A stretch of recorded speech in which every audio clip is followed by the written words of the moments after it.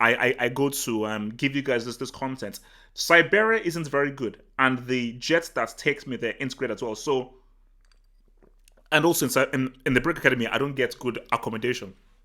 I've almost had my balls bitten off by a polar bear twice when I've been to Siberia. And yes, the brick door is coming. I'm sorry, the brick door is on its way. I'm working on a proper thing for the brick door, guys. I think it's time for us to get down into our first topic. Bastian Schweinsteiger. So as you well know, Bastian Schweinsteiger, I believe he plays for Chicago Fire right now. He has announced his retirement from football at the end of this season. Um, and I think, whenever these things happen, it's time for us to really reflect on who these players are, how good they were, and what were their contributions to everything. I remember when I first saw Schweinsteiger, he began, I believe it was because I know you guys are football heads, so you guys will not. I think it was the 2004 Euros, and he was a right winger, and he had long hair. So that was the first time I believe that I saw him. And then when I saw him as a right winger, I was like, okay, is this guy gonna really be good? Is he gonna be anything about everything? Blah blah blah blah. He just seems like a right winger who's all right. And then he then obviously evolved his game, and I think maybe this is down to your Pankis, who moved him to central midfield. Similar to the whole Henry thing, started as a winger, became a striker. And then as he grew, he understood the central midfield position. He understood what was meant by it.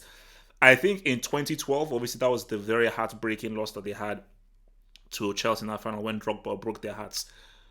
But this is an irrefutable fact.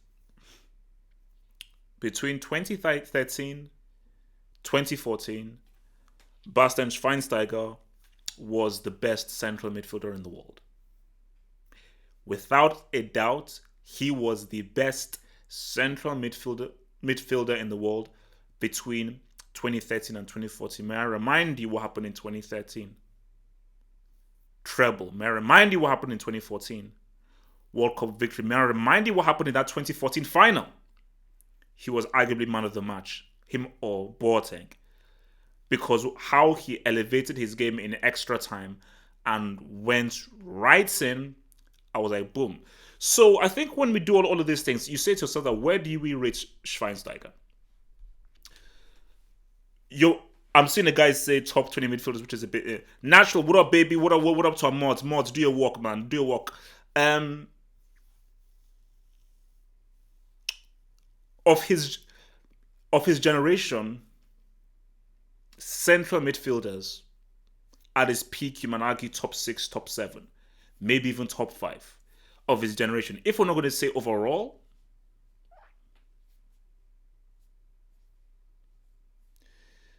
I might argue top 15. I might argue top 15 overall. Because remember, whenever I look at these things, especially whenever I do football battles, which will be coming soon, guys, the football battles are going to be coming back very soon. So just chill. Schweinsteiger at his peak, you've got to put him top 15. Because I look at your key games. If we remember, cast your minds back to 2012-2013 season. The second leg between Bayern Munich and Barcelona. Because first leg, boom, they got shot. I believe the first leg was 3-0. Or was it 4-0? I think the first leg was 4-0. And then came the second leg. I remember that second leg vividly because many people will only remember the second leg for like Robin's goal or the goals that were scored by Bayern Munich. But I remember Schweinsteiger having an insane central midfield game. I remember that. I remember how he controlled the game. I remember his maturity on the ball, his composure on the ball, and how against Barcelona at the Nou Camp, he dictated and controlled the entire game. Like once that happened, I was like, you know what? This dude has now elevated because I cannot remember a central midfielder dominating and controlling the game the way that Schweinsteiger did at the Nou Camp. No, never. So when he did that, I was like, no, this guy has elevated himself. And then he then carried things on and helped them to the treble. The World Cup. Before the final, now people forget this. I remember, I don't know, I remember very, very small things. I remember very small details. Um, Schweinsteiger, why is French being spoken in the chat? I have no idea, but who cares? The Brazil-Germany game. I remember just before they were about to kick off. Like the crowd was hype. Everybody was hype. Everybody was like boom, boom, boom. And I just remember Schweinsteiger's face. And Schweinsteiger just sort of smiled. He sort of like did this and just smiled before the kick off. And when I saw that, I was like, okay, this guy is ready. This guy is ready to go. This guy is ready to flow. And then we already saw how much of a big game he had. But then it's like, it was in that World Cup final, because I always say to people that you scoring a brace or a hat-trick against Colchester, Scunthorpe, or Elche is cool. It's cool. It's not really that relevant to me. You did it against Elche thing, it's not really that relevant to me.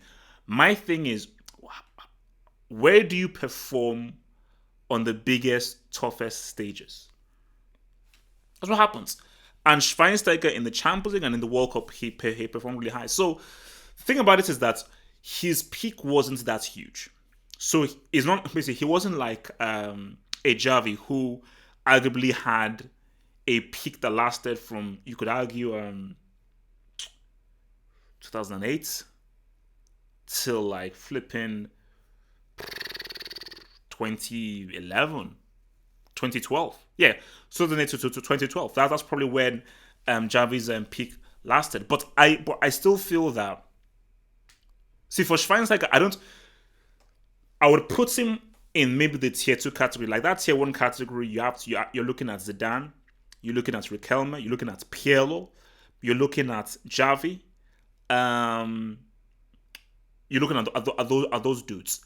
Then in that tier 2, you've got Seedorf, you've got to roll with Schweinsteiger, you roll with Davids. That's tier. You roll with Vieira. So I think he's in that tier just below the upper echelons of those peeps, man. So I think that, look, man, he had a great career. Because just like when Marquisio retired, did Marquisio have a great career? I don't think he did. And I don't think Marquisio really fully realized his true talents.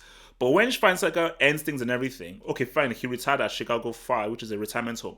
But at the end of the day, how many players can say they won the treble and they won a World Cup? Not many players can say that. So not only can Schweinsteiger say that he won a treble and he won a World Cup, he was a critical, vital, important reason for that treble and for that World Cup. So I just think, for that reason, you've just got to just say that, he is not one of the greatest central midfielders of all time. No. Of his generation, he's one of the greatest of his generation, yes. So if his generation is Pirlo, Xavi, yeah, he's one of the greatest of his generation, because I think Zidane and Vieira were probably just before him. So really, I think his era, only guys comparable to his era, I would say, is Pirlo and Xavi. Sorry, guys, I'm putting Schweinsteiger ahead of Lampard. I'm putting him ahead of Gerrard. I mean, him and Scholes are probably comparable. I would say that him and Scholes are probably comparable. I'll say him and Scholes are probably comparable, probably like that, So, oh yeah, but the thing with, people say Iniesta, the thing with Iniesta is, I don't class Iniesta as a central midfielder. I class Iniesta as an attacking midfielder. Does Iniesta really play the same role as a Gerrard, as a Xavi, as a Zidane? I don't think so, because Iniesta plays much more in the final third. So because he plays much more in the final third and is really, it's basically, for me, Iniesta is in the same mold as a David Silva, as a Claudio Marchisio, and so forth. Probably a Seedorf as well. Basically, the attacking midfielder is very different from the central midfielder. Like the role and instructions and what you want from your attacking midfield is very different from your central midfielder, man. So, but no, look, Seedorf was off the chain. So yeah, Schweinsteiger, well done, congrats, you, my dear sir, was a legend. So, oh Lord.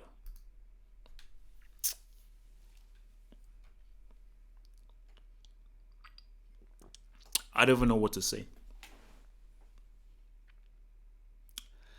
I don't even know what to say, guys. Where do I begin? Where do I start? A lot of people are talking about Manchester United, saying that the fall of United is one of the worst falls of all time. And it's really heavy, it's unfortunate and so forth and everything. But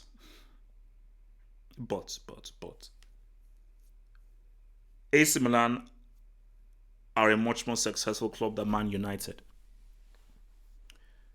I believe Milan have more European Cup trophies than Man United. End of. This is the greatest fall in football. Sir Steve, I ain't going to next topic, bro. We are talking about this damn topic right now. I don't want to, but dude got sacked, so you either sit and listen to this topic or get the hell off this bloody live chat, man. Are you sick in the head? So this dude Gianpaolo, I believe that's his name, Gianpaolo, he's been sacked. My thing is, why was he hired in the first place? Who is this dude? I believe he did some stuff with Sampdoria. Who is this dude? How did Milan go from Ancelotti, Seedorf, to this dude? Because I watched the Milan game against Inter Milan. I had no idea what the hell this Milan team were doing. I had no idea what the instructions were, what the tactics were, or what the strategy was. I looked at the highlights against Fiorentina. How does Ribery, a guy who will be celebrating his 82nd birthday next Wednesday, bawling, dancing, and embarrassing you guys? They don't need to hire Allegri. Allegri is overrated, guys. Get it through your thick skulls. Allegri is overrated. Allegri almost relegated AC Milan. Allegri needs amazing players. All because Allegri did well with Juventus doesn't make him an amazing manager. Oh, Steve. Okay, cool. Steve, okay. Steve Doris, cool. I thought you were referring to this topic, bro. So yeah, look, man. So my thing about it is, how is this possible? Because now Milan apparently they want to hire some dude, Pioli. I think he was the Inter Milan coach. What the hell is going on? How is this badge being dragged through the mud? This is AC Milan. I hope everybody in the live chats realizes what AC Milan used to be. You know, how great these guys once were. I mean, look, I'm hearing the name Suso. Who the hell is Suso? Who is Suso? Who is Bonaventura? Abate has the Philippine captain's armband. Look, I may sound like a broken record here, but I'll keep saying this. I will keep saying this so people get it through their thick skulls. Okay? So people get it through their thick skulls. This club once had George Weah, Ballon d'Or winner, Kaka, Ballon d'Or winner, Marco van Basten, your boy Seedorf, your boy Nesta, your boy Costa Curta, your boy Maldini, your boy Cafu. Do you see the names I just mentioned? How do you go from that to Suso, Bonaventura, Abate? I think Milan have shout out to that dude Milko or whatever. I'm sure Milko will be happy to say this, man. But these guys have 7 UCLs. They've got 7 CLs. How does a team with 7 CLs can't even sniff top 4 in the Serie A? They can't even sniff top four in the Serie A. I'm looking at these guys play. These guys are garbage. These guys are crap. And I can't see the only reason I'm giving Milan this airtime is because this is a news story. Because it's a news story, I've got to give them airtime. If this guy wasn't sacked, I ain't giving Milan airtime. Same thing with Man United. I'm not giving United my airtime because that was the kind of arguments I was having with Nick, who's of course a United fan, and we just had like a nice friendly debate because Nick said like no, whatever happens, even if United are suffering, United, Real Madrid, and Barcelona will always be big news. I said Nick, stop right there. Stop right there. Real Madrid and Barcelona will always be big news because it's Real Madrid and flipping Barcelona. Real Madrid and Barcelona will never stoop to the levels that United have stooped to right now. And at the end of the day, I'm sorry, I've got to preach to my audience. And this audience is about top quality for football. We talk and promote about the very best in football. I can't give too much airtime to United because they're garbage. They're crap. They play crap football. I ain't talking about crap football on this channel. It ain't happening. I will talk to you in a bit, but I ain't giving it too much airtime. I ain't giving airtime to AC Milan. And AC Milan are a bigger club than Man United because AC Milan have been much more successful. That badge is far greater than Man United. I don't give a damn about fan base. So about what you do on that pitch. 7 UCLs. 7 European Cups, and these guys can't even sniff a top 4 of the flipping Serie A. It's sick.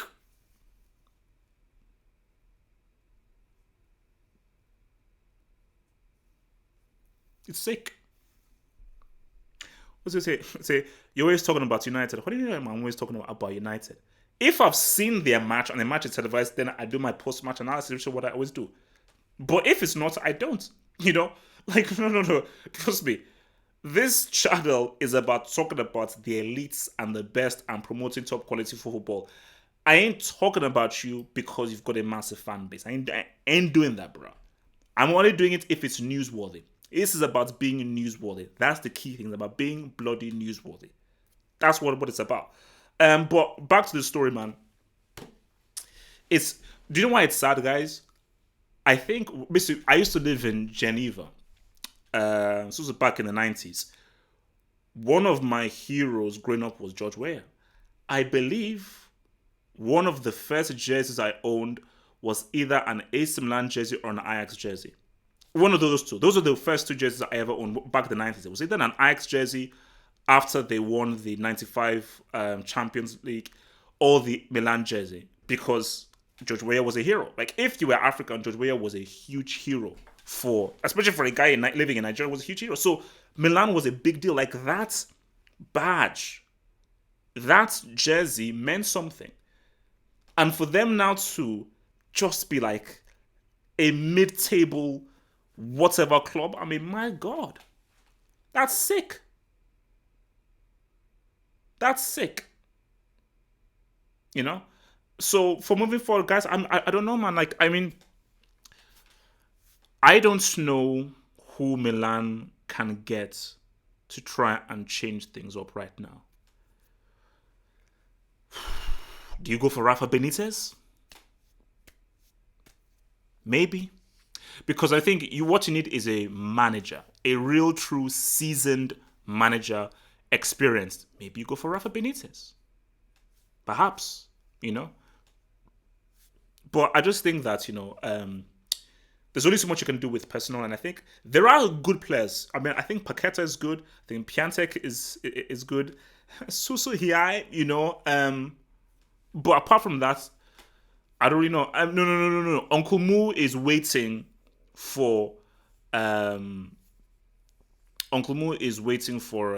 Real Madrid job. So relax. Uncle Mu is waiting for the Real Madrid job. Okay, so let's ride in now for our next topic here. Beast mode. Why didn't you leave in the summer?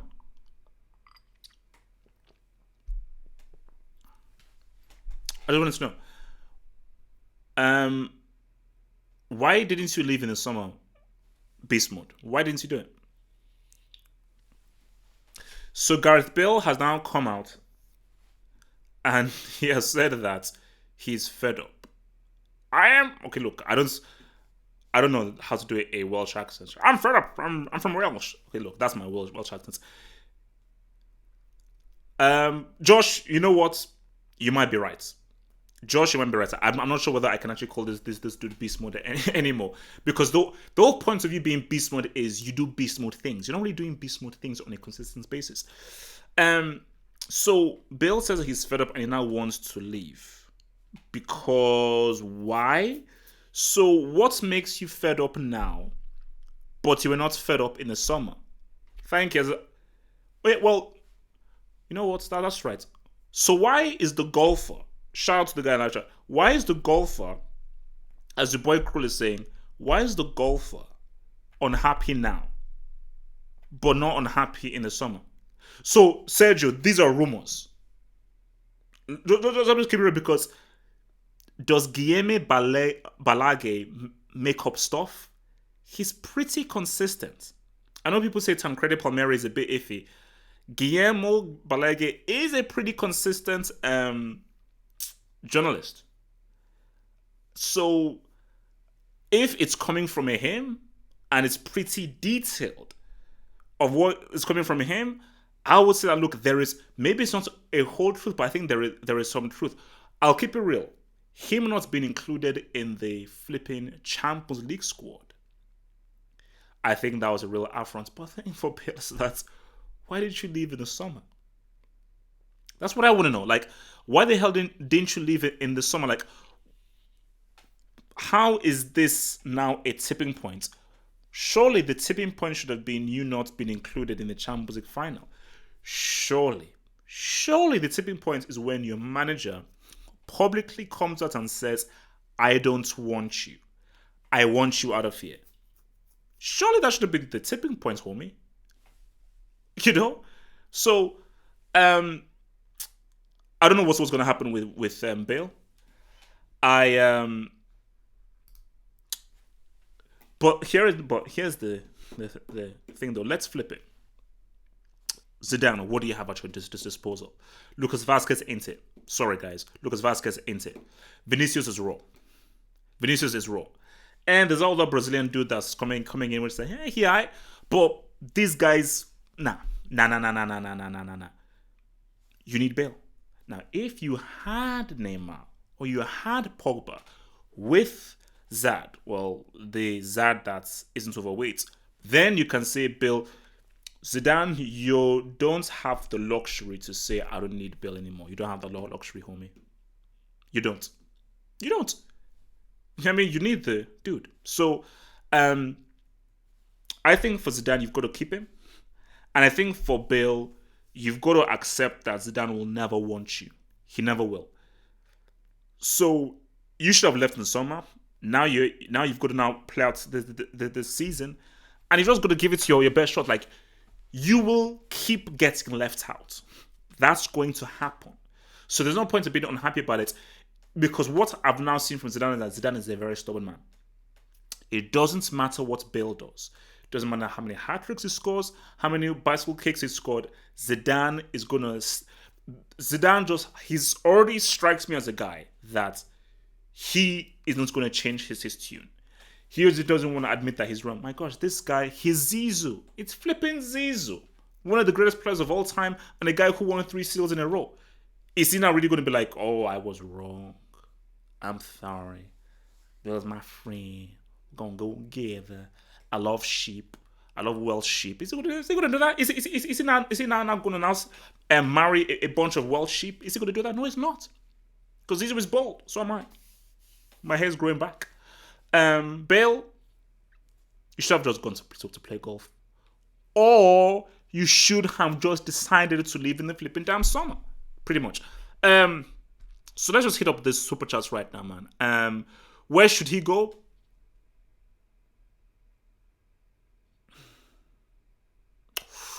He'd be really good at Inter Milan. The way that Conte plays, he would be really good at Inter Milan.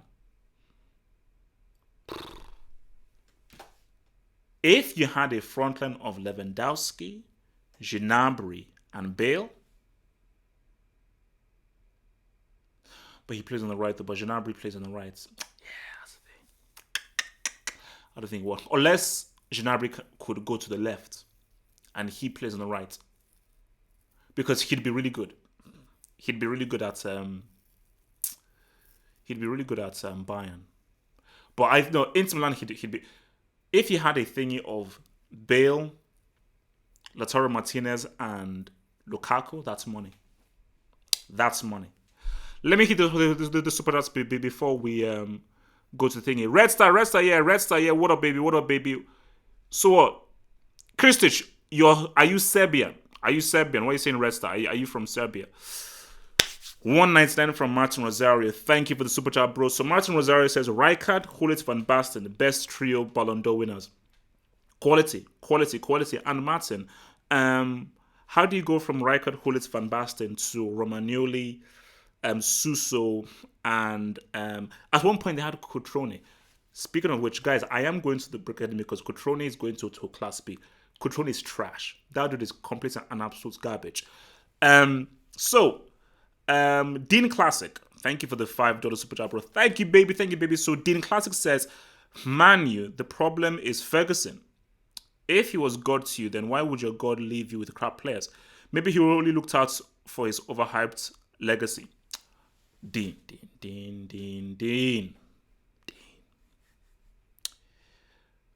What did you want? Did you want Fergie to remain at United for the rest of his life? That's the first thing. Second thing, I think his wife was sick, or he made a promise to his wife that he would actually end this thing at a point and then they'll spend more time together. Third thing is, he didn't leave United with crap players. If you remember, United had a peak Kagawa. They had a peak, at his very best, Chicharito Hernandez.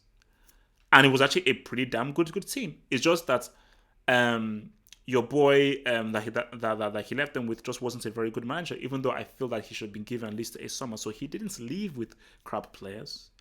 And how many years did you expect him to stay? At the end of the day, you have to realize that, yeah, you know what, my time is up. Simply with your Pankers. How long did you want your Pankers to be a manager for? And he was like, you know what? That's it. I'm done. I'm finished. I need to now move on. So that's the thing. Thank you guys for super chats in there. Kagawa wasn't overrated. Kagawa at Dortmund at his peak was an excellent player. He went to United and look, it didn't happen. It didn't happen. It just dipped and even when he left United going back to Dortmund, it didn't really work out well for him. All right, guys. So just so before we get to our last topic, because I don't really have images for this, I put out this whole thing, the Tottenham Clearout. So I was reading something in there that says that Tottenham are going to have a complete Clearout and a complete overhaul. Guys, look, the reality is this, man.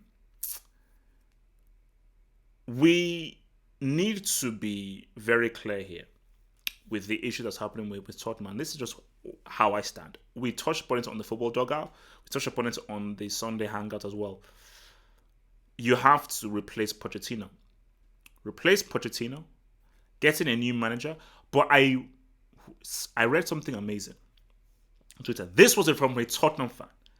And let me see what you guys think about this. Especially you, J Sports. I can see you, J Sports in there.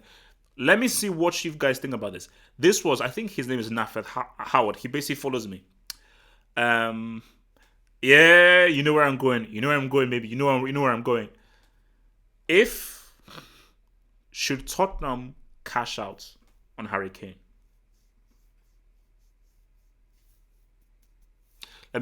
Let's see what the chat says. Should Tottenham cash out on Harry Kane? Because at first I was like, whoa, but then think about it. I'm seeing yeses. I've seen 3 yeses. English xenophobic. Interesting. Some nope. Yep. Nope. Kane to Besiktas. Interesting.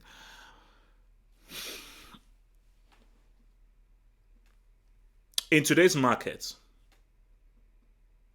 you can sell Kane for north of 100 mil in today's market. Think about it. You sell Kane. First, if this was me for Tottenham, let's say it was doing through. You sack Pochettino. You get Ten Hag. You sell Kane. You get Ten Hag to hopefully bring in Ziyech and bring in Promise. You then use some of that Kane money to rebuild from the ground up in Ten Hag's vision. You do that, Tottenham look like a very good team. It makes sense. Because you sell Kane, you still have Lucas Moura. You still have Son. Okay, you still have Luke Moura and Son. Eriksen is gone. That's just a fact. Eriksen is gone. He's done. But I think even with the players that are left there, I think that is something that they can build towards. So for me, I think there is something to be said that of selling your boy Kane. So before we get to our final topic, Happy Feats 1835, thank you for the €2 super chats, baby. He says, karma for not playing Lucas Moura, screw Poch. Pochettino will forever, ever suffer. He'll forever suffer for his thick-headed, dim-witted decision to start an unfit Harry Kane and leave Lucas Moura on the bench. What he did was so egregious, it was so bad that you deserve to suffer. You deserve to suffer. Like, for me, Pochettino is a chump. I'm actually going to put him in class. No, yeah, he is in class C. Yeah, I'm putting him in class C at the Brick Academy. Complete and utter garbage, man. All right, guys, last topic for this evening. 8 points. 8 points. 8 points. 8 puentes. 8 puentes. 8 points.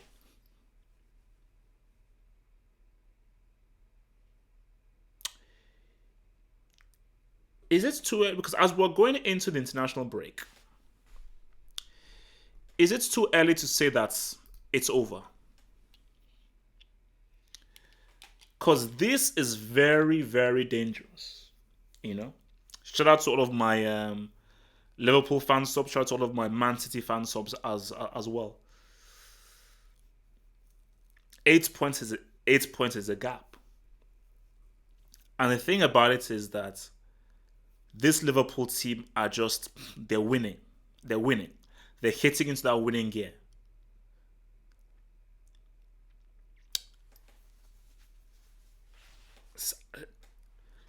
Because no Laporte, Otamendi's from the road. Fernandinho isn't a defender. Although Fernandinho has been doing good, but he's not a defender. And it just seems that... How many years was Pep at... Now, this is key. How many years was Pep at Barcelona for? If one of you guys can tell me. How many years was he at Barcelona for? How many years?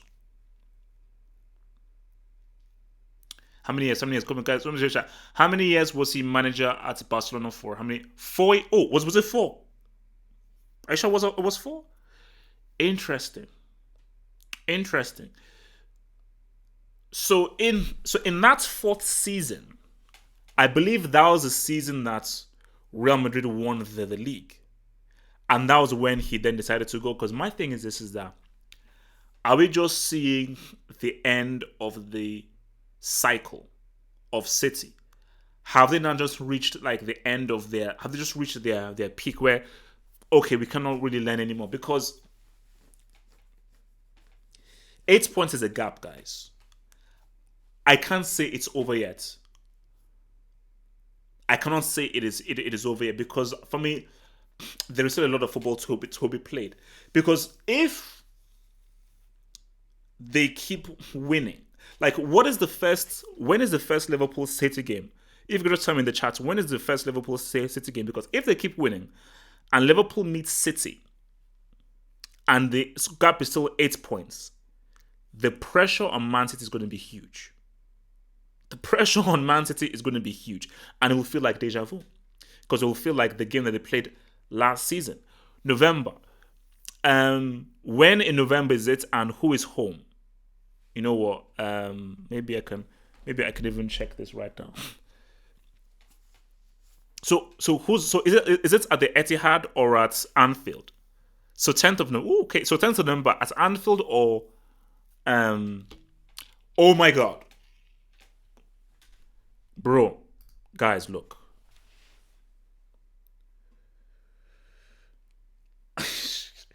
Liverpool fans, don't take the bait. Don't take the bait. But let's do the calculations. Laporte won't be back by 10th of November. He won't be back by then. City can beat them. And I think remember, City actually played very well at Anfield last season.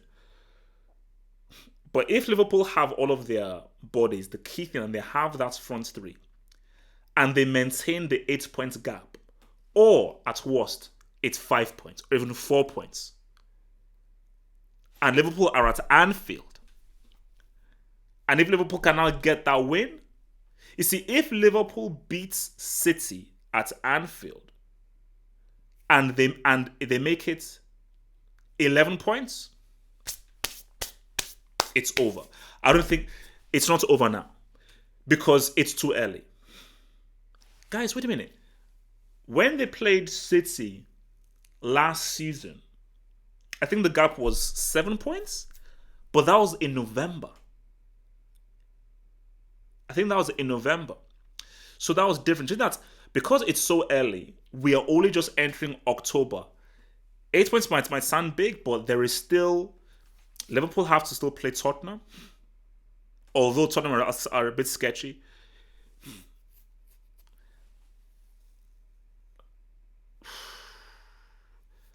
Okay, I'm just thinking. They've already played Arsenal. They played Tottenham. Tottenham as sketchy. United are trash. Although that could be still a banana peel. Wolves. So unless it's one of those games that Liverpool can't do anything, it's looking good for them. But I just think for City, this is another challenge. This is another challenge for City because, I believe that as much as it was for a challenge for Pep last season, this is an even greater challenge. Like for me, I give Pep all the credit in the world. I thought it was over.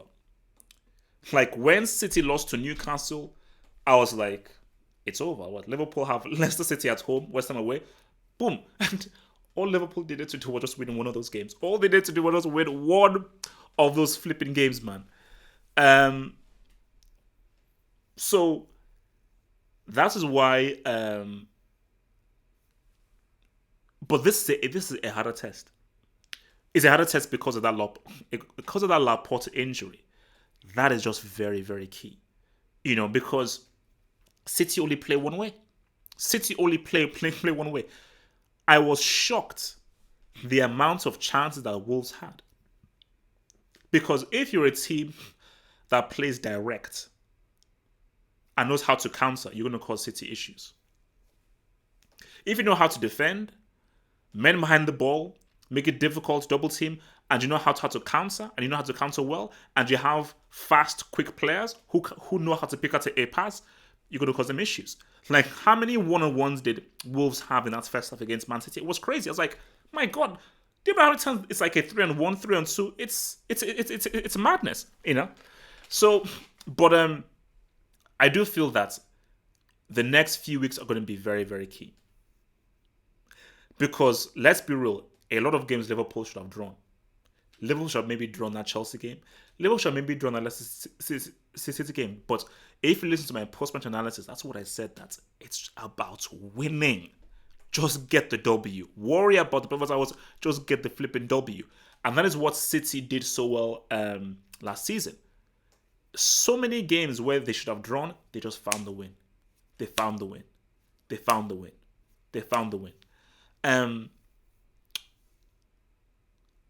I'm still sticking with Man City to win the league. I know it's crazy, I know it's mad. I'm still sticking with them to win the league. But Let me reiterate. If it is an 8 point gap when Liverpool play Man City at Anfield, and if Liverpool beats Man City and it's an 11 point gap, um, it's game over. And if Liverpool beats Man City, have an 11 point gap, and they somehow manage to bottle it, they should give back that Champions League trophy. They should give back that Champions League trophy. De Bruyne as well. De Bruyne. But guys, okay, help me out here. So you're telling me that if Man City don't have De Bruyne or Laporte, they can't beat Wolves? Like, that's just what I know. So because they can't beat Wolves. Let me hit up this super chats again. So from Happy Feet 1835, €2 super chat. Thank you very much, Happy Feet, for your super chat. Thank you very, very much for supporting the football hot. Man City are having a burnout. Pep is a cycle. Pep is cycle. And I do think that Pep may be running these guys to the red goals, because Pep is very intense. And maybe the intensity may have gotten to them, but guys, it's still early. Things can happen. Liverpool could lose here, draw here, lose, draw. A few wins for Man City, and then maybe it's a 2-3 points gap. Things can change. Football can change a lot. I don't want to not say City are burnt out, but let's just wait and see. But I think it is maybe too quick to say City already burnt out. Dean Classic, $5 super chat. Let's see what Dean Classic is saying. So Dean Classic, thank you for your super chats. Your Mourinho or Heinkes, you're sitting on your couch watching Pep's documentary. What do you say to yourself when this hoax says he destroyed for football? If I'm Mourinho, I'll be like, was this destroy football? What? He's a brick. He's a brick. 2010. Ran him out of New Camp. That's what I'll say. If I'm your Heinkes, I'll be like, well, I won the treble, and then I leave. He come, he's like a big, huge, like Spanish, I destroy football. I win treble. He come after season. He can't even give one Champions League final. So how do I win treble? He comes in after, and he can't even win one flipping Champions League. He's a brick. So that's what both of those guys will say. So guys, last few minutes, man. I'm yours, man. So ask me anything. I am in the I'm in the live chat, man. Ask me anything, baby. Ask me anything. I am in the live chat. Hit it. But remember, guys, man, my Joker review is up. If you all have to do, just where's my thingy? Head in the description box below. Head over to the Half Hop Sort. My Joker non-spoiler and spoiler review is up on my Half Hop Sort channel. I also talk about John Wick and a few other things as well. So yeah, keep up with the daily content that is posted on the Half Hop Sort. And remember to subscribe. to the Half Hop Sort, baby. Let's see what you guys saying. Bro, you missed the Joker live stream. I did it on thingy, but I'm gonna do another Joker live stream with Red, probably Thursday. The live stream is probably gonna be done on Thursday.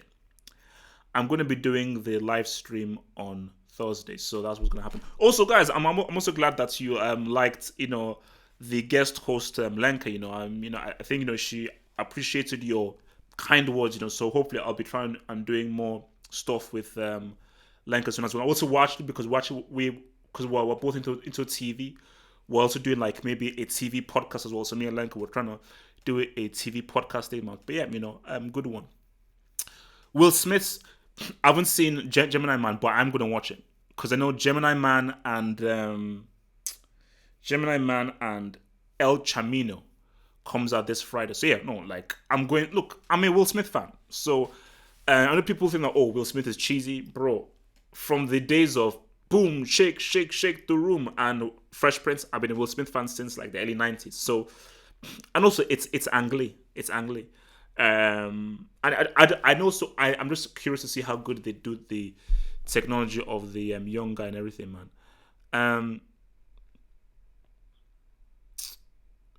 who's better, Scholes, Gerrard, Javi, Pirlo? If I was to rank them, I would say Pirlo, Javi, Scholes, Gerrard. That's how I rank them. Pirlo for me, he did too much. Like Pirlo could change the entire game by himself as an individual and just very dynamic. And he also had goal scoring as well. Xavi, best midfielder for retaining possession maybe of all time. Scholes, supremely technically skilled. Gerrard, huge leader and a guy who could kind of impact things, man.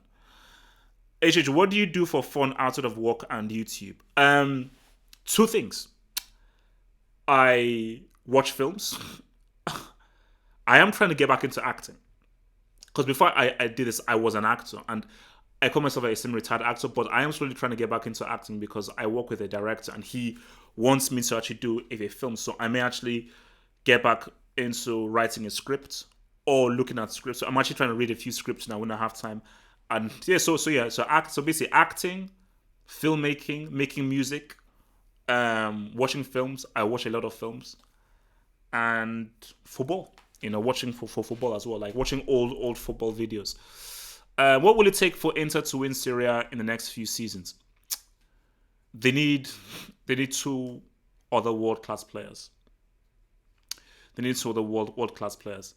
I think they're almost there, but I think what you just saw was the gap in quality. They're like Juventus, Dybala and Higuain. Inter don't have that. Dybala and Higuain are just supremely talented individuals. Conte is a very good coach. It's a damn good team. They're missing a world. Lukaku is not a world-class striker. He's a good striker. He's not a world-class striker. Lautaro Martinez is getting there. Sensi is getting there. Dybala is already that dude. He can be that dude. We already know what Cristiano brings. So they need to truly. But you put Neymar and Mbappe at Inter Milan. They beat Juventus. Simple. Or you put in Modric and you put in Neymar there or Mbappe, they beat Juventus. That's it. One or two players and that's it. They beat them.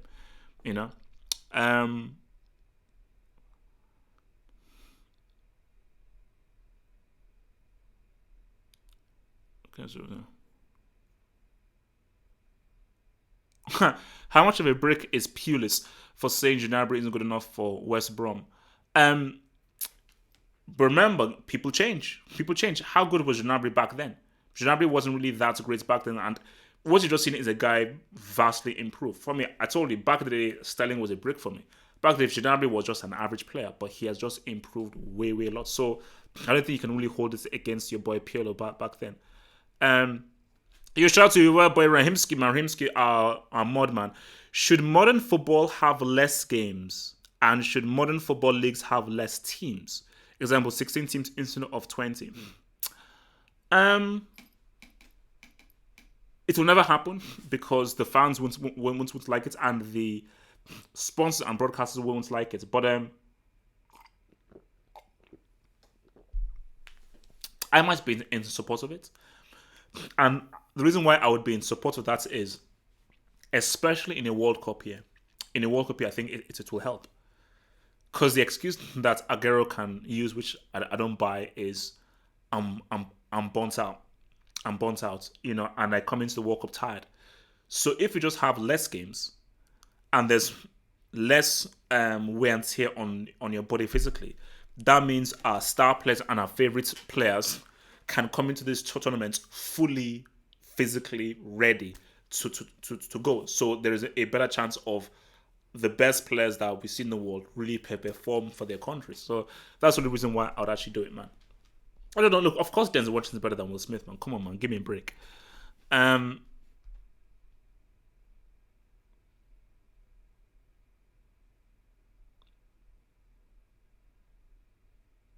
Yeah, the Brick Enemy, don't come in. The Brick Enemy is coming, man. It's coming on, man.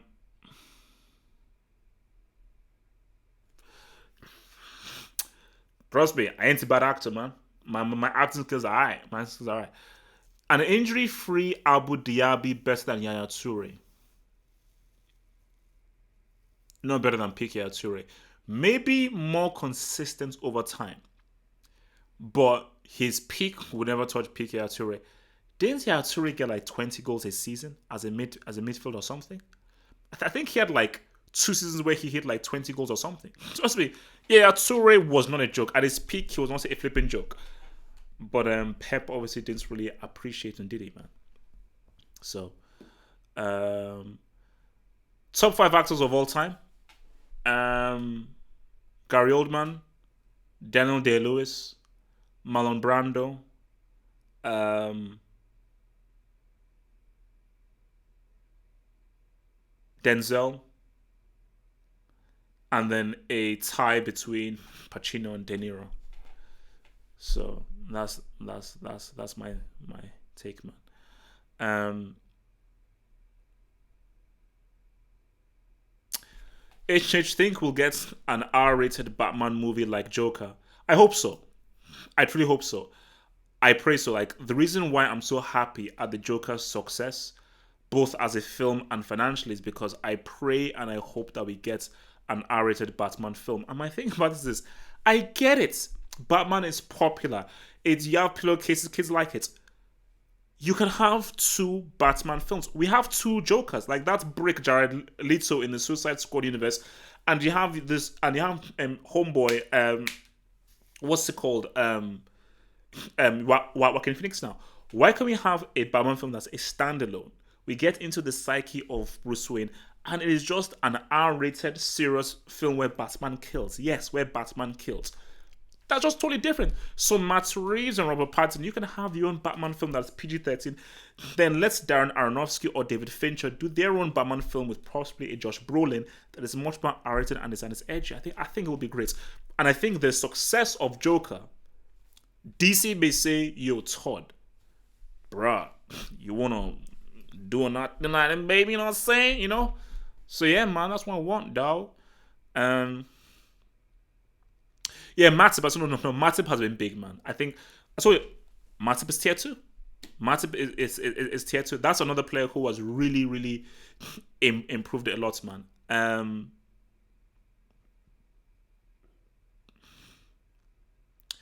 Does Pep Guardiola have a bright future in Hollywood? Yes, because he's a great actor. He's a superb actor, man. HH, what do you make of the Premier League title race? I think it's over if Liverpool draw or win at Anfield against Man City. But yo, I mean, as I said before you were here, I think it depends on what the gap is. If it's a 5 points gap or 6 points gap, maybe it's over. If Liverpool go there with an 8 points gap and they beat Man City, if they draw, maybe if they beat Man City, 11 points, then I think it's over. Guys, peace out, stay true. I have to head to my office early tomorrow morning. It's been swell. It's been good. Remember to like the vid, like that vid, man. Support your boy. And remember, before you go, remember the link in below. Become a Patreon and gain access to extra content and support your boy by a pledge each month for all that's beautiful, lovely content. And remember to subscribe to the Half Hope Sorts. The link is in the description box below for you all to look at. Guys, be well, stay true, and I will see you guys tomorrow where I should hopefully be having my guest forward next to me. Peace out, Zad.